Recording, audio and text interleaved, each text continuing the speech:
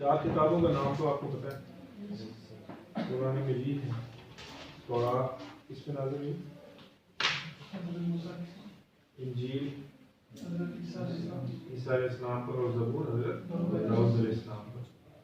تو اس کے علاوہ بھی موسیٰ علیہ السلام پر کچھ صحیفے نازل ہوئے۔ صحیفے مطلب چھوٹی کتاب۔ ابراہیم علیہ السلام پر صحیفے نازل ہوئے۔ بعض کتابوں میں نے دیکھا اس میں 104 کے لگ بھگ کوئی تعداد ذکر کی گئی ہے کہ 104 کتابیں نازل ہوئی، اور بعض روایات میں ہزاروں کی تعداد میں۔ تو اللہ تعالیٰ کو علم ہے کہ کتنی کتابیں اس نے نازل فرمائی ہیں۔ بہرحال یہ ہے کہ یہ سلسلہ جاری رہا، انبیاء کے اوپر کتابیں، اللہ کا کلام نازل ہوتا رہا، وہ جب بھی کتابی صورت میں آیا تو وہ ایک کتاب بن گئی۔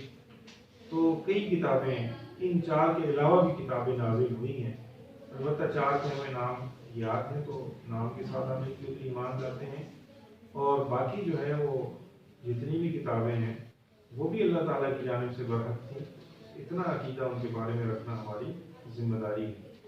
ان 4 کتابوں میں سے قرآن کریم جو ہے وہ آخری کتاب ہے، اور قرآن کریم نے ان باقی 3 کتابوں کو یا ان سے پہلی جو کتابیں تھیں ان کو منسوخ کر دیا ہے، اور اب قرآن کریم کے احکامات کو ہی نافذ کرنا، ان کے اوپر عمل کرنا، یہ ہماری ذمہ داری ہے۔ ویسے لوگوں سے پوچھا جائے کہ تورات اور زبور اور یا انجیل کے اوپر ہم عمل کیوں نہیں کرتے، تو جواب دیتے ہیں اس وجہ سے کہ ان کے اندر تحریف ہو گئی ہے۔ تو یہ بات اپنی جگہ ٹھیک ہے کہ ان کے اندر تبدیلی ہو چکی ہے، تحریف ہو چکی ہے، لیکن اگر وہ اپنی اصلی حالت میں بھی موجود ہوتے تب بھی جو ہم نے عمل کرنا تھا وہ قرآن کریم کے اوپر ہی تھا، کیونکہ قرآن کریم نے ان سابقہ کتابوں کو منسوخ کر دیا ہوا ہے۔ منسوخ اس معنی میں، احکامات کے معنی میں 2 کام کیے ہیں قرآن کریم نے۔ ایک یہ کہ ان کے اندر جو ایسی تعلیمات تھیں جو امت محمدیہ میں بھی جاری رکھنا ضروری تھی، جیسے عقائد ہیں اور کچھ احکامات ہیں اور کچھ اور مزید فرعی چیزیں ہیں، وہ قرآن کریم نے اپنے اندر سمیٹ لی ہیں، خود ان کو بیان کر دیا ہے۔ تو جب قرآن کریم نے خود ان کو بیان کر دیا ہے تو پھر ان کے تکرار کی ضرورت باقی نہیں رہتی۔ اور بعض احکامات قرآن کریم نے تبدیل کیے ہیں، وہاں سابقہ جیسے انجیل ہے اس کے احکامات بہت زیادہ آسان تھے، یعنی ایسی چیزیں جو پابندیاں ہونی چاہیے تھی جن چیزوں کے اوپر وہ بھی روا رکھی ہوئی تھیں، ان کی اجازت بھی دی ہوئی تھی ان کی۔ اور اسی طرح جو زبور تھی، تورات تھی، اس کے احکامات ذرا مشکل تھے، عام معمول سے بھی زیادہ مشکل تھے، ان کو آسان کرنا تھا، اور جو انجیل کے حساب سے جو زیادہ آسان تھے ان کو تھوڑا سا لیول پہ لانا تھا۔ تو قرآن کریم نے احکامات کو اب باقاعدہ طور پر ایسے منہج پر لایا ہے تاکہ قیامت تک اب دوبارہ اس میں کسی ترمیم کی ضرورت محسوس نہ ہو۔ تو اس اعتبار سے قرآن کریم نے عقائد کے حوالے سے جو چیزیں تھیں وہ بھی اپنے اندر سمو لی ہیں، اور باقی کچھ احکامات وغیرہ تھے ان کے منسوخ کر کے نئے احکامات لوگوں کو دے دیے ہیں۔ تو اب قرآن کریم کے اوپر بھی عمل کرنا یہ ہماری ذمہ داری ہے، اور یہی اب آخری کتاب ہے۔ جیسے رسول کریم صلی اللہ علیہ وسلم خاتم النبیین ہے، ویسے قرآن کریم جو ہے وہ خاتم الکتب ہے، اس نے کتابوں کا اختتام کر دیا ہے، اب اس کے بعد کوئی دوسری کتاب نہیں آئے۔ اس بحث میں ایک سوال آپ سائٹ پہ اپنے پاس نوٹ کر لیں، فضائل قرآن کریم، یہ بھی آپ کے پاس اس کے بارے میں بھی نالج ہونا چاہیے۔ کچھ آیات یا کچھ احادیث میں وہ آپ نے ایسی دیکھ لینی ہے جو قرآن کریم کے فضائل کے اعتبار سے آپ کو معلوم ہو۔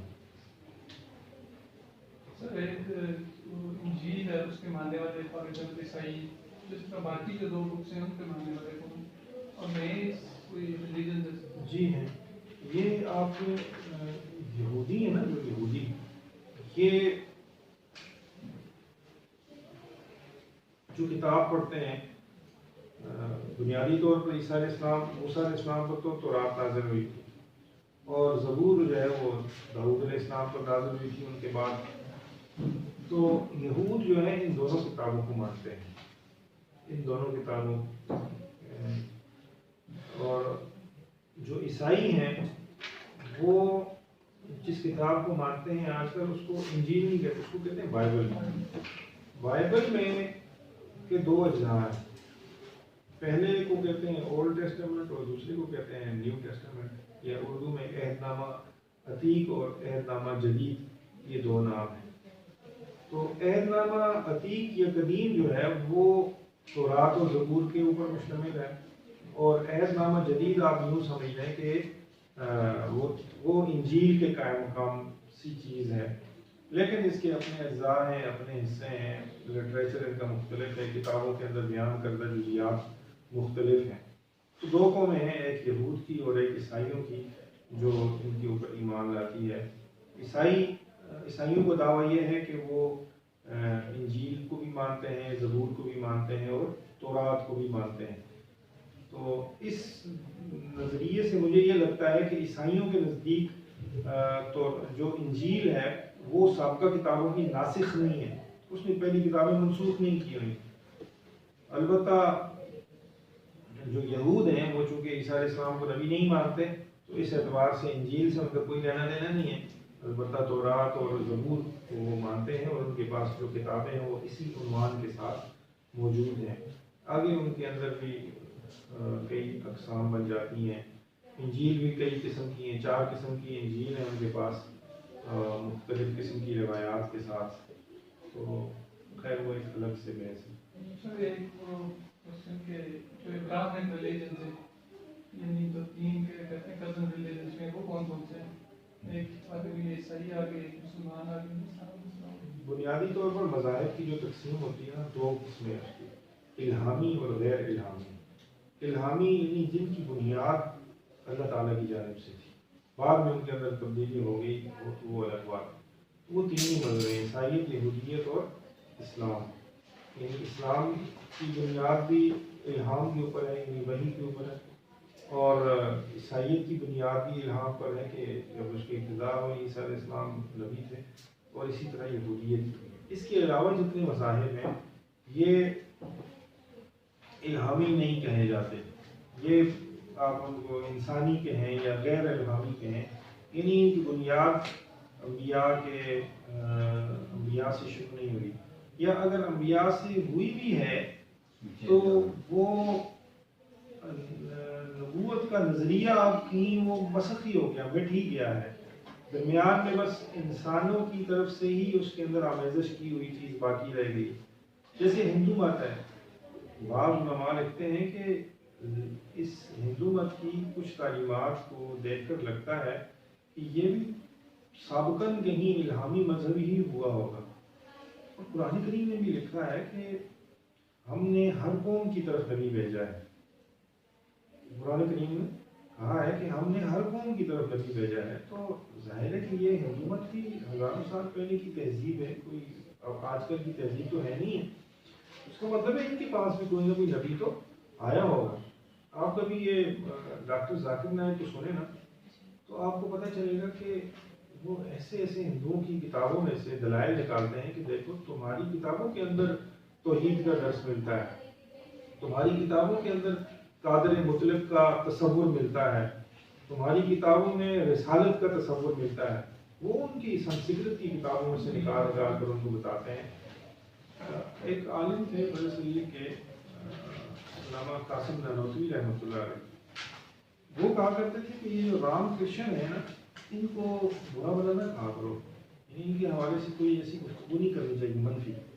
ہو سکتا ہے یہ بھی اللہ کے نبی ہوئے ہوں، نبی گزرے ہوں۔ کون سا؟ رام کرشن، ہندوؤں میں جو اوتار ہیں۔ تو اب دیکھیں اوتار کا نظریہ ہندو مت میں جو ہے وہ قریب نبوت کا نظریہ ہے۔ وہ کہتے ہیں خدا جو ہے وہ انسانی شکل میں آ گیا ہے، تو اس کے اندر خدائی صفات ہیں، وہ لوگوں کو اس کے بھلے کے لیے کام کرتا ہے۔ تو اب یہ ہے کہ وہ خدا کی طرف سے آتا ہے، ہمارا نظریہ ہے رسول خدا نہیں ہوتا، لیکن خدا کی طرف سے آتا ہے، لوگوں کے بھلے کے لیے کام کرتا ہے، لوگوں کی بھلائی کے لیے آیا ہوتا ہے۔ تو اوتار اور رسالت کے نظریے میں بھی کچھ یکسانیت ہے، تو اس اعتبار سے یہ بھی الہامی مذہب ہو سکتا ہے، لیکن جو عموماً اسلامی لٹریچر میں الہامی مذہب گنوائے گئے ہیں وہ 3 ہی ہیں۔ ان کو جو اہل کتاب بھی کہا جاتا ہے، عیسائیوں کو اور یہودیوں کو اہل کتاب بھی کہا جاتا ہے۔ اہل کتاب کے اندر اور عام کفار کے اندر تھوڑا سا احکامات کا فرق ہے، یعنی مسلمان مرد جو ہیں وہ اہل کتاب کی عورتوں سے نکاح کر سکتے ہیں۔ اہل کتاب نے اگر اپنے مذہب کے اصولوں کے مطابق جانور ذبح کیا ہو، کیونکہ ان کے نزدیک میں یہ لازم ہے کہ خدا کا نام لے کر جانور ذبح کیا گیا ہو، تو ان کا ذبیحہ کھانا، ذبح کی ہوئی کوئی جانور کھانا جو ہے مسلمانوں کے لیے حلال ہے۔ اور اس کے برعکس اگر کسی ہندوؤں کے یہاں تو خیر وہ ذبح عموماً کرتے نہیں ہیں، یا کسی اور مذہب کے لوگوں نے کوئی جانور ذبح کیا ہوا ہے تو اس کا استعمال مسلمانوں کے لیے حلال نہیں ہے، اور نہ ہی کسی اور مذہب کے اندر جو ہے نکاح کرنا جائز ہے۔ یہ تھوڑا سا ان کے اور باقی بات کے درمیان دین فرق ہے۔ اور مذہب میں کیا فرق ہے؟ دین تھوڑا سا براڈ ہے، تھوڑا سا وسعت رکھتا ہے اپنے اندر۔ مذہب کا معنی جو ہے وہ تھوڑا سا مخصوص ہو جاتا ہے۔ آپ یہ کہہ سکتے ہیں کہ اسلام ایک دین ہے، ایک وسیع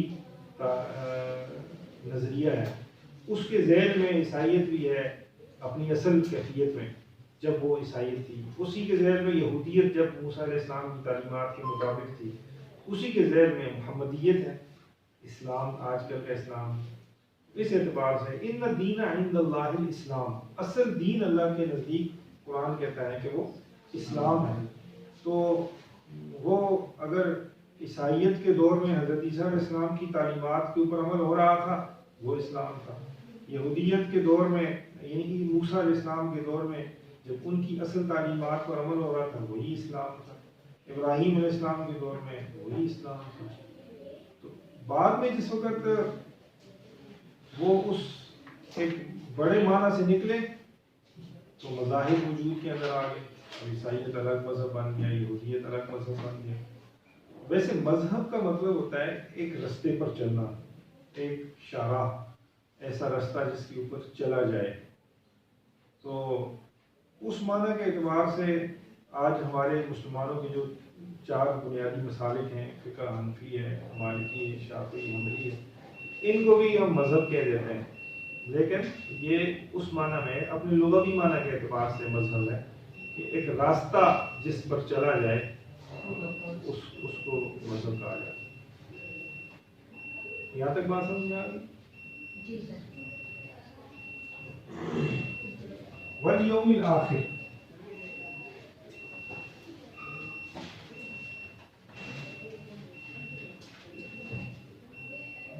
یوم آخر یا آخرت پر ایمان۔ آخرت کا مطلب ہوتا ہے بعد میں آنے والی چیز، ایسی چیز جو مؤخر کر دی گئی ہو، ملتوی کر دی گئی ہو، بعد میں جس ہم کہتے ہیں فلاں آخر میں آیا، یعنی سب آگے پھر وہ آیا، یا اس کام کو مؤخر کر دیں یعنی باقی کام پہلے کر دیں، اس کام کو آخر میں کریں گے، یا ہم کہتے ہیں تم نے تاخیر کر دی یعنی اس کام کو تم نے بالکل لاسٹ پہ لے آئے ہو، تو اس سے یہ آخرت کا لفظ ہے، بعد میں آنے والی چیز کو آخرت کہا جاتا ہے۔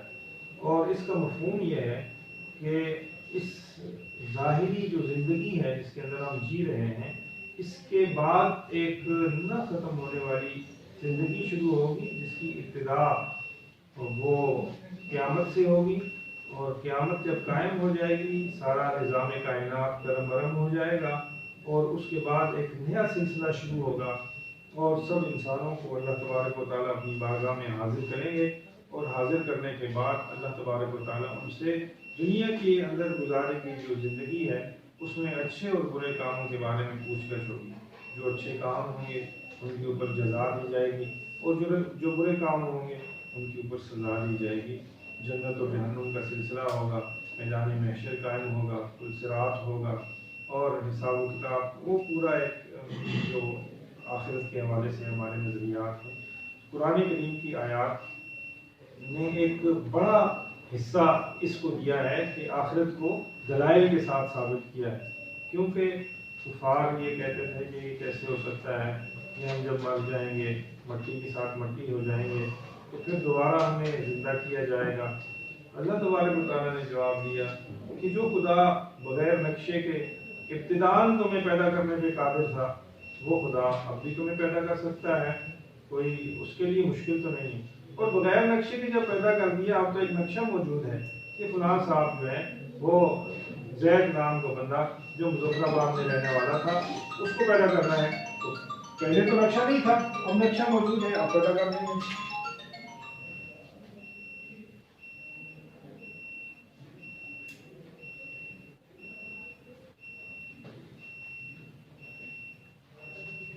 اب تو کوئی مشکل نہیں ہے کہ یہ عقیدہ آخرت اسلامی عقائد میں ایک بنیادی عقیدہ ہے، اور باقی جو نظریات ہیں ان کو منوانے کا ایک ذریعہ یہ عقیدہ ہے۔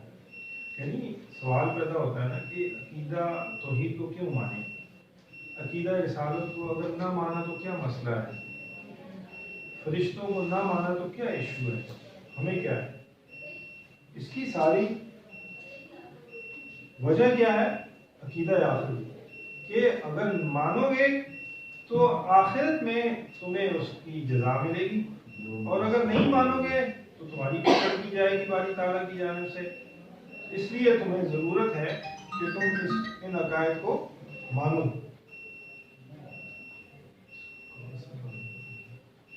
ایک یہ کوئی نئی آواز ہمارے ساتھ شامل ہوگی، اچھا وہ قرب قیامت آ گیا اس کا۔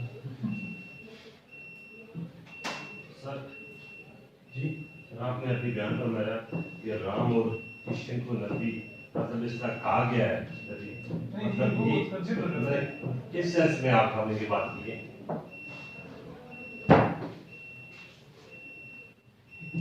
دیکھیں رام کرشن نبی نہیں وہی بات نہیں، یا بطور نبی ان کو نہیں وہی آپ نے ماننا نہیں، ہمارے اوپر کوئی لازم نہیں ہے کہ ہم انبیاء کی صف میں ان کو شامل کر دیں، کیونکہ نہ قرآن میں آیا نہ حدیث میں آیا ہے۔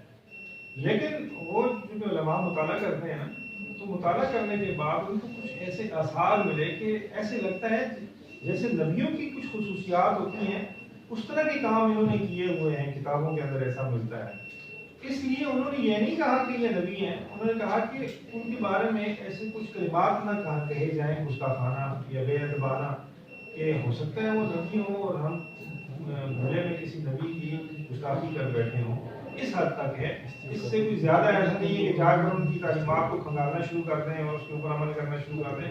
وہ تو میں نے بتایا کہ جو کنفرم نبی ہیں موسیٰ، عیسیٰ، داؤد، ان کا اگر لٹریچر آپ کے پاس ہو تو اس کے اوپر بھی عمل ہمارے اوپر لازم نہیں ہے، اور جو کنفرم ہی نہیں ہے تو اس کے حوالے سے ہم مزید کیسے کیا ضرورت ہے؟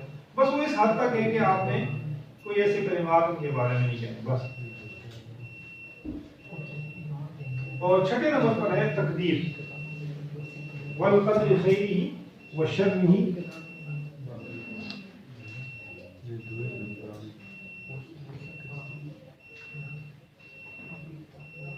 تقدیر جو ہے عام طور پر اس کو سمجھنے میں تھوڑا سا مشکل بھی پیش آتی ہے اور غلطی بھی بندوں سے ہو جاتی ہے۔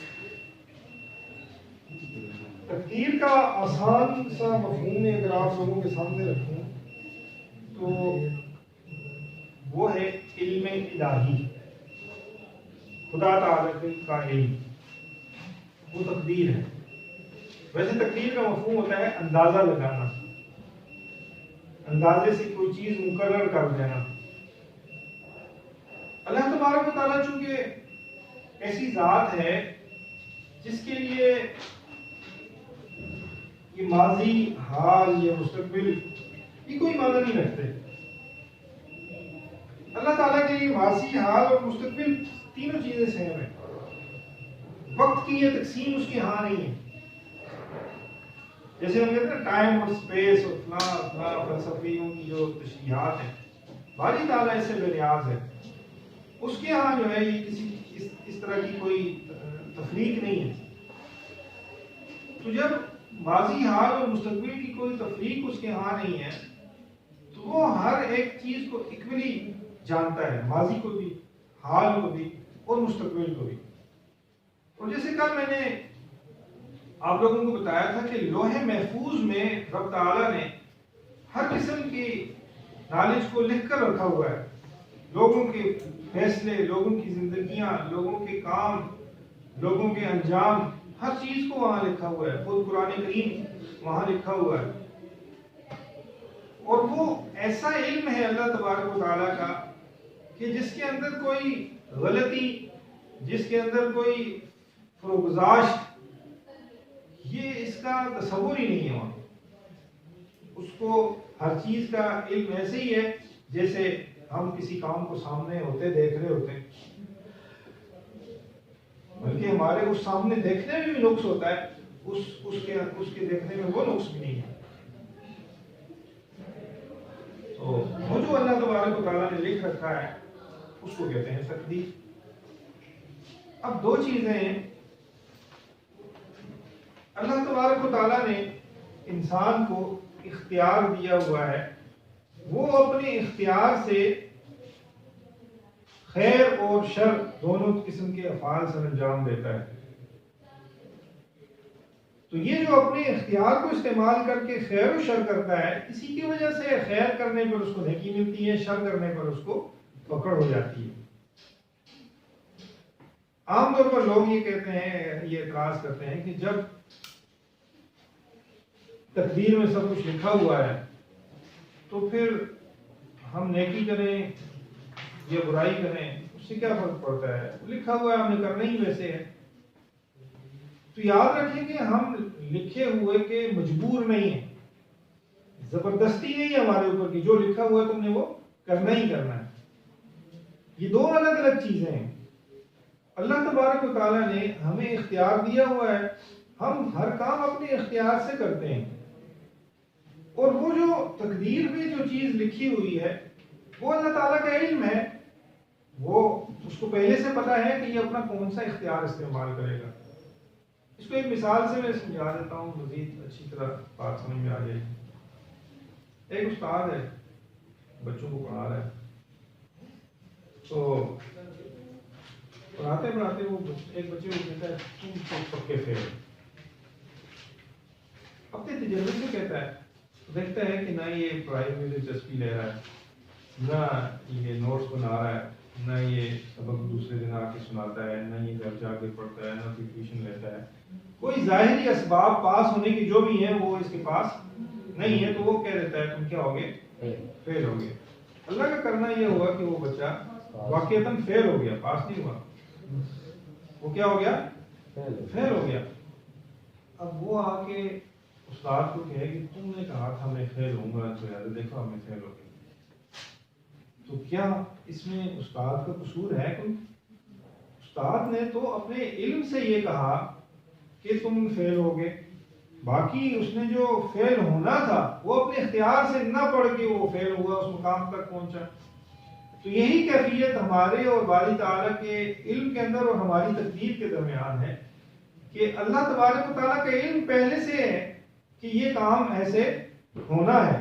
میں نے اگرچہ اس بندے کو اختیار دیا ہے خیر و شر کا، لیکن اس نے جو وقوع پذیر ہوگا، اس سے جو فعل نکلے گا وہ یہ فعل ہوگا، وہ اس کو پہلے سے پتا ہے. وہ بندہ اس کا مجبور نہیں ہے، پابند نہیں ہے. تو یہ علم تقدیر ہے. اس تقدیر کے اوپر بھی ایمان لانا یہ ہمیں ضروری ہے. اللہ تبارک و تعالیٰ کا علم ہے، علم تقدیر، علم الہی، یہ بھی برحق ہے اور اس کے اوپر بھی ہم ایمان لاتے ہیں. یہ کچھ عقائد تھے ایجابی نوعیت کے. اس کے برعکس عقائد ہیں سلبی نوعیت کے، یعنی جن کو ہم نے چھوڑنا ہے. قسمت و تقدیر میں کیا فرق ہے؟ قسمت و تقدیر میرے خیال سے کوئی خاص فرق نہیں. قسمت کا مطلب ہوتا ہے تقسیم. اللہ تعالیٰ نے جو تقسیم کر دی ہے، اور تقدیر جو اندازہ لگا دیا گیا ہے، جو علم الہی میں جو چیز لکھ دی گئی ہے. تو اس بات کو سمجھنے کے بعد آپ کو یہ سمجھ جانا چاہیے کہ آئندہ سے ہم یہ جو کہہ رہتے ہیں نا بس قسمت میں لکھا رہا سکتا، تو ٹھیک ہے قسمت میں لکھا ہوتا ہے، لیکن قسمت میں لکھے ہونے کے پیچھے ہمارا جو اختیار استعمال ہوا ہے، جو دنیا کے اندر جو اسباب استعمال ہوئے ہیں، ان کا کتنا ہم نے لحاظ رکھا، ان کے اوپر کتنا غور و فکر کیا. مثلاً ہم کہتے ہیں کہ کوئی بندہ کوئی بچہ جو ہے وہ بائک حادثہ ہوا اور وہ فوت ہو گیا، تو لوگ کہتے ہیں اچھا یہ اتنی زندگی تھی اس کی، اتنی لکھی ہوئی تھی، ٹھیک ہے اتنی لکھی ہوگی اور ایسا ہی تھا، لیکن اس کے فوت ہونے کے پیچھے جو اسباب تھے ان کے اوپر گفتگو کیوں نہیں کرتے؟ ان کے اوپر بات کرنی چاہیے نا کہ بھائی وہ بچہ اس نے ایسے اسباب اختیار کیوں کیے، وہ جو اپنے اختیار سے اس کے والدین نے اس کو بائک لے کے دیا، اس کی تربیت نہیں کی کہ بھائی اس کو کیسے چلانا ہے، اور اس کو ایسے ذرائع اختیار کیے اس نے کہ جو اس نتیجے پر پہنچے کہ وہ جوانی میں فوت ہو گیا اور ایک دردناک موت کا شکار ہوا، اس کے پیچھے جو اسباب ہیں وہ قابل گرفت ہیں، ورنہ کوئی قاتل جو ہے جا کے عدالت میں کہے کہ میرا کیا تھا جی، اس کا ٹائم پورا تھا تو اس کی گولی چل گئی تو میں نے مار دیا، ورنہ اس کے لیے بھی عذر بن جاتا نا۔ تو جیسے اس قاتل کا فعل قابل گرفت ہے ویسے ہی یہاں پر دیکھنا چاہیے۔ اب پشاور میں دھماکہ ہوا، کوئی کہے کہ سب کا اچھا ٹائم پورا تھا، قسمت میں اتنا ہی لکھا ہوا تھا، جانے بات سمجھ میں آئی؟ وہ اسباب ڈھونڈنے چاہیے، ان کے اوپر غور و فکر کرنا چاہیے، بس یہ کہے کہ بس اچھا جی قسمت میں لکھا ہوا تھا، ہمارا کام نہیں ہے قسمت اور تقدیر کو کھنگالنا، اس کو ٹٹولنا یا اس کو سامنے رکھ کے چیزوں کو پس پش ڈال دینا، یہ ہمارا کام نہیں ہے۔ تقدیر کے حوالے سے ہماری ذمہ داری صرف اتنی ہے کہ ہم نے اس کے اوپر ایمان لانا ہے کہ اللہ تعالیٰ کا علم ابدی ہے اور ازلی بھی ہے، اور اس کو ہر چیز کا نالج پہلے سے ہے۔ بس تقدیر اس لیے نہیں ہے کہ ہم چیزوں کے بارے میں کہتے ہیں اچھا جی قسمت میں جو ہے نا میرے رسینہ ہوا ہے نہ مل سے، اور ہم کوئی کوشش ہی نہ کریں۔ سمجھ آئے؟ دنیا دارالاسباب ہے، یہاں ہم نے اسباب کو اختیار کرنا ہے۔ کل میں نے آپ کو تدوین قرآن کو بتایا، حضرت عمر کہہ دیتے اچھا جی قسمت میں ہوا تو لوگوں کو قرآن پہنچ جائے گا، ہمیں کیا ضرورت ہے لکھنے کی۔ انہوں نے ایسا نہیں کیا، انہوں نے لکھوایا۔ وجہ اس کی ہے دنیا دارالاسباب ہے، یہاں آپ نے کام کرنا ہے، اپنے اختیار سے چیزوں کو حاصل کرنا ہے، محنت کرنی ہے، اسباب کو اختیار کرنا ہے، اللہ تعالیٰ اس کے نتائج برآمد کرتا ہے۔ اچھا بات سمجھ میں آئی؟ اور ہاں کبھی کوئی نہیں ہوتا، آپ ایک فیلڈ میں محنت کر رہے ہوتے ہیں، وہاں کو کامیابی نہیں مل رہی ہوتی، اللہ تعالیٰ نے کوئی اور بہتر چیز لکھی ہوتی ہے، وہ آپ کو مل جاتی ہے، وہ تقسیم ہے۔ لیکن اس کے پیچھے بھی کچھ نہ کچھ محرکات ہوتے ہیں، ایسا نہیں ہے کہ ایک آدمی ساری زندگی جو ہے کبھی اسکول کے پیچھے سے بھی نہیں گزرا اور اس کو یہ ہو کہ اس کو بھی یہ تمنا ہو کہ وہ بھی سیکشن آفیسر لگ جائے گا، قسمت میں اس کو بھی ہوگا، وہ بھی تمنا لگائے بیٹھا ہے کہیں، ایسا تو نہیں ہو سکتا۔ کچھ نہ کچھ ذرائع اس نے بھی اختیار کیے ہوں گے، ہاں جی سیکشن آفیسر نہیں ہے تو کوئی اور اچھی پوسٹ اللہ تعالیٰ نے کرتے ہیں۔ سر تقسیم خداوندی بھی اسی میں آتا ہے؟ تقدیر میں، تقسیم خداوندی تقدیر کے زمرے میں بات نہیں ہے۔ دعا کا کیا کنٹریبیوشن ہوتا ہے؟ دو چیزیں ہیں نا، تقدیر کے اصل میں دو قسمیں ہیں، آپ اسی ٹاپک میں آپ مجھے مزید اندر لے کے جا رہے ہیں۔ دو طرح کی تقدیریں ہوتی ہیں، ایک تقدیر ہوتی ہے معلق اور ایک ہوتی ہے مبرم۔ مبرم کا مطلب ہوتا ہے اٹل، جو تبدیل نہیں ہوتی، اور دوسری تقدیر ہوتی ہے معلق۔ وہ تقدیر میں بھی ویسے ہی لکھا ہوتا ہے کہ اگر اس نے دعا کی تو اس کو یہ چیز ملے گی، اور اگر اس نے دعا نہ کی تو اس کو یہ چیز نہیں ملے گی، اور آگے جا کے تقدیر مبرم میں لکھا ہوتا ہے کہ یہ دعا کرے گا، یہ دعا نہیں کرے گا۔ اللہ تبارک و تعالیٰ نے ایک سٹیج رکھا ہوتا ہے کہ جس کے اندر جا کے ہمارے لیے کوئی چیز معلق ہوتی ہے، اگر ہم وہ تمنا کرتے ہیں، ہم مانگتے ہیں رب تعالیٰ سے، وہ ہمیں عنایت کر دیتا ہے، اور اگر ہم نہیں مانگتے تو پھر وہ چیز ہمیں نہیں ملتی۔ تو تقدیر میں بھی ایسا ہی لکھا ہوتا ہے۔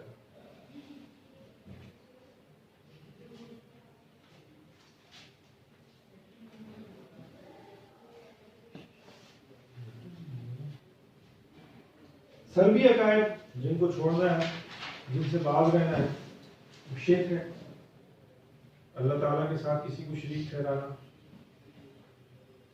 اس کی ذات میں، یعنی اس کی ذات جیسی کوئی ذات مان لینا، جیسے پارسی ہیں، پارسی آتش پرست، وہ کہتے ہیں کہ خدا دو ہیں، ایک خیر کا خدا ہے، ایک شر کا خدا ہے۔ ایک نیکی کو پیدا کرتا ہے، ایک برائی کو پیدا کرتا ہے. تو وہ دو خداؤں کے قائل ہیں. عیسائی ہیں، وہ تین خداؤں کے قائل ہیں. وہ کہتے ہیں کہ ایک خدا تعالیٰ ہے، اور ایک روح القدس ہے، اور ایک حضرت عیسیٰ علیہ السلام ہے. بعض عیسائی کہتے ہیں کہ خدا تعالیٰ، حضرت مریم اور عیسیٰ علیہ السلام. دو طرح کے نظریات ہیں، وہ تین خداؤں کے قائل ہیں. اسی طرح خدائی کے اندر شرک جو ہے وہ ذات کے اعتبار سے یوں بھی ہو سکتا ہے، جیسے عیسائی جو ہے وہ اللہ تعالیٰ کا بیٹا قرار دیتے ہیں عیسیٰ علیہ السلام. اور یہود کا کے کچھ لوگ تھے، وہ کہتے تھے حضرت عزیر علیہ السلام جو ہے وہ اللہ تعالیٰ کے بیٹے ہیں. تو خدا کا بیٹا قرار دینا، یا کچھ مشرکین تھے جو فرشتوں کو اللہ تعالیٰ کی بیٹیاں قرار دیتے تھے، تو اللہ تعالیٰ کے بیٹے بنا دینا، بیٹیاں بنا دینا، یہ اس کی ذات کے اندر شرک ہے. قرآن کہتا ہے لم یلد ولم یولد، نہ وہ باپ ہے نہ بیٹا ہے، نہ اس کی کوئی اولاد ہو سکتی ہے، نہ وہ کسی کی اولاد ہو سکتا ہے.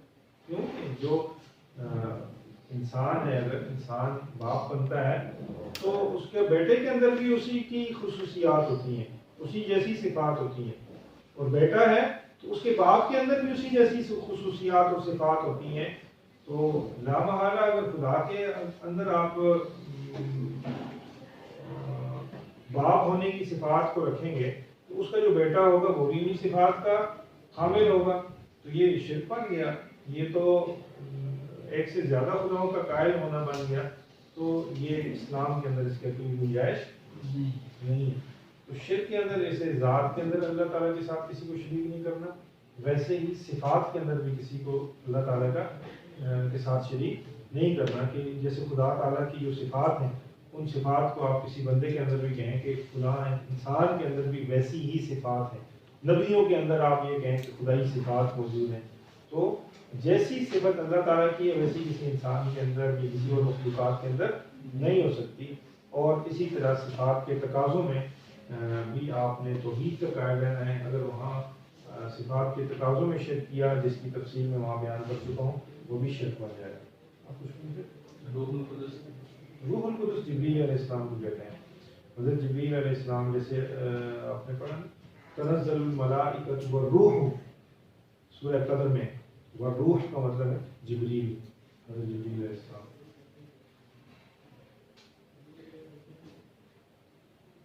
مکہ کے اندر جب تھے تو مسلمانوں کو جو سامنا تھا وہ مشرکین کا تھا. وہاں قرآن کریم نے جو رد کیا ہے وہ مشرکین کا کیا ہے، شرک کا رد کیا ہے، دلائل کے ساتھ توحید کو ثابت کیا ہے. جس وقت آپ علیہ السلام مکہ سے مدینہ تشریف لے گئے تو وہاں پھر مدینہ کے اندر پہلے سے یہود آباد تھے. یہود ویسے تو شام وغیرہ ان علاقوں میں رہتے تھے نا، لیکن اپنی کتابوں میں انہوں نے پڑھا تھا کہ آخری نبی آئیں گے اور وہ کھجوروں والی بستی میں نمودار ہوں گے. تو وہ پہلے سے آ کے مدینہ کے اندر آباد ہو گئے، اور ان کا سوچنا یہ تھا کہ ہم ہی میں سے وہ نبی پیدا ہوں گے. تو حالانکہ اللہ تبارک و تعالیٰ نے نبی مبعوث کر دیے مکہ کے اندر، وہ پھر ہجرت کر کے مدینہ تشریف لے گئے، اور وہ یہود کے اندر سے نہیں تھے. اس وجہ سے انہوں نے نبی علیہ السلام کا انکار شروع کر دیا. تو یہود کا کے ساتھ